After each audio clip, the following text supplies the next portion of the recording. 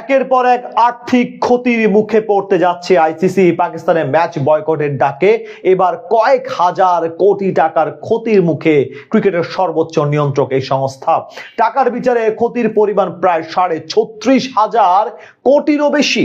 সপ্তাহখানেক পরে যেখানে মাঠে গড়ানোর কথা ছিল ভারত পাকিস্তান ম্যাচের, সেখানে এখন ক্ষতির হিসেব গুনতে ব্যস্ত আইসিসি। পাকিস্তানের এক বয়কটের ডাকে কিভাবে এত বিশাল ক্ষতি হবে আইসিসির, সেটাই জানবো প্রতিবেদনের বাকি অংশে। ক্রিকেট সাম্রাজ্যের একচ্ছত্র অধিপতি বলা হয় আইসিসি কে। বহু বছর ধরে টাকার জোর আর কোটি কোটি দর্শকের আবেগের উপর ভর করে এই সাম্রাজ্য টিকে আছে।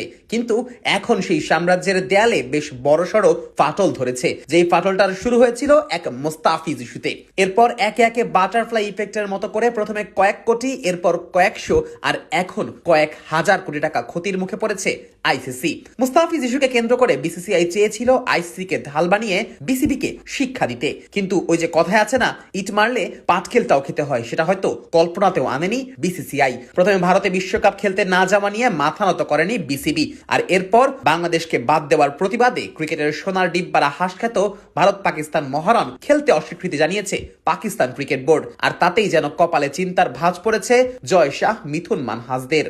ভারত পাকিস্তান ম্যাচ এখন আর ব্যাট আর বলের লড়াইয়ের মধ্যে সীমাবদ্ধ নেই। এটা এখন বিশ্ব ক্রিকেটের সবচেয়ে দামি পণ্য। যেই ম্যাচ দেখার জন্য কোটি কোটি মানুষ টিভি স্ক্রিন কিংবা মোবাইলের পর্দার সামনে ভিড় জমায়। যেই ম্যাচ না হলে বিজ্ঞাপনদাতারা পিছপা হয়, সম্প্রচারকারী সংস্থাগুলো লোকসানের হিসাব করতে বসে, আর আইসিসির কোষাগারে নেমে আসে খরা। আইসিসির ভেতরের হিসাব বলছে ভারত পাকিস্তানের এক ম্যাচ থেকেই প্রায় 4,500 কোটি রুপি আয় হয় ডলারে, যা প্রায় 50 কোটি, আর বাংলাদেশি টাকায় প্রায় 6,150 কোটি টাকা। ভাবুন একবার, একটা ম্যাচ আর তাতেই এত টাকা। তাই তো এই ম্যাচকেই বলা হয় আইসিসির রাজত্বের মেরুদণ্ড।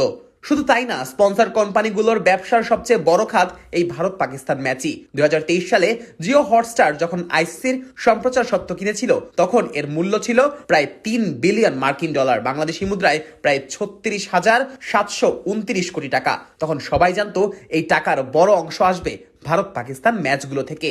এই ম্যাচ ছাড়া এই চুক্তির এত দাম হওয়ার কথাই ছিল না, কিন্তু এখন সেই চুক্তির হিসেবে লেগেছে বিশাল গরমিল।